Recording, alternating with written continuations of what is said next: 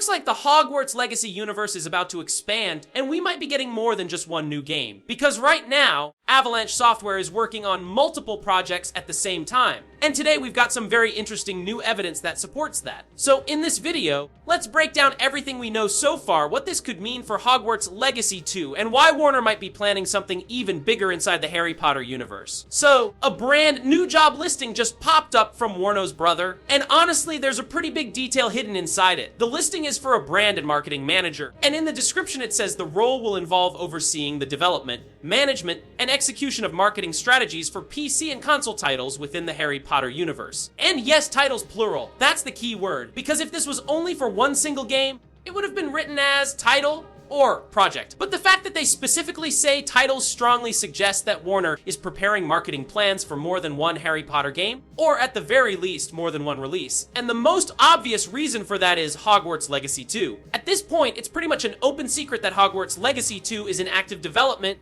and Avalanche Software is the studio leading that project again. The first Hogwarts Legacy was a massive success, and it didn't just do good, it did insane numbers. It sold millions of copies, dominated the charts, and became one of the biggest gaming releases we've seen in recent years. So from a business perspective, a sequel is basically guaranteed. And according to what we've been hearing, Hogwarts Legacy 2 is likely being built using Unreal Engine 5, which makes a lot of sense. Unreal Engine 5 would allow them to improve almost everything people wanted upgraded in the first game. Better open world visuals, more advanced creature and enemy animation, improved RPG systems, more dynamic environments, bigger scale, and more detail across the map. And if Avalanche is going all in with UE5, that means Hogwarts Legacy 2 could feel like a much bigger leap forward than people expect. Now, one of the biggest theories right now is that Hogwarts Legacy might become a 3-game arc, and honestly, it makes perfect sense. The first game started with you as a 5th-year student. So if Avalanche wants to build a long-term story with real character progression, then Hogwarts Legacy 2 could easily follow that same structure and start you as a 6th year. And then a 3rd game would naturally complete the journey with you as a 7th year,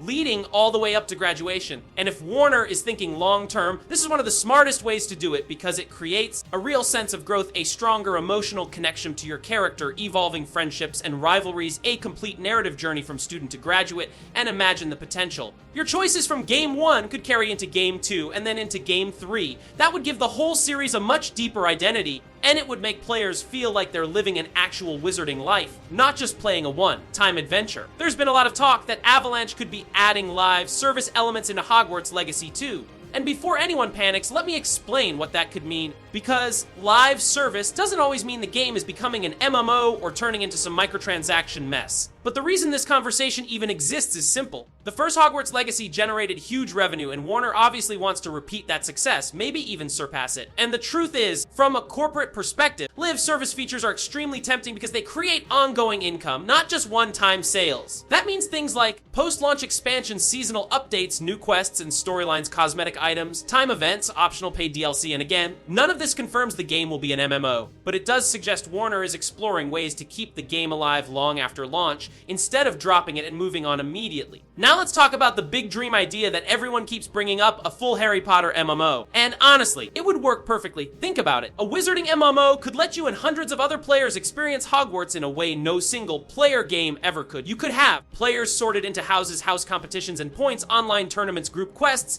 guilds and wizard teams, raids inside, magical locations, exploration across the wizarding world, social roleplay inside Hogwarts itself, breathing Hogwarts where people are always running around, dueling, exploring, and attending classes. And from Warner's perspective, an MMO is even more attractive because it creates consistent revenue through subscriptions, paid expansions, cosmetic purchases, seasonal battle, past-style content, and whether you personally love MMOs or hate them, the reality is, it's a goldmine if done right. And there's also one major point that makes it even more likely. There is no big Harry Potter MMO on the market right now. So if Warner wants to fill a gap and dominate a space that has basically zero competition, this would be the perfect opportunity. Now, I want to be clear, none of this is confirmed. This is speculation based on the job listing and the titles wording in that description. But here's what I think is the most realistic scenario. Instead of making Hogwarts Legacy 2 a full MMO, Warner might be trying to ad-lib service-style features while keeping the game single-player at its core. Kind of like what we've seen with certain big open world games where they stay story-focused, but still get regular content updates, new missions, extra regions added later, optional cosmetic packs, community events. It would basically be them translating some MO like longevity into a single-player RPG. And if if that's the route they take, it could be a smart middle ground, because a full MO would be risky, expensive,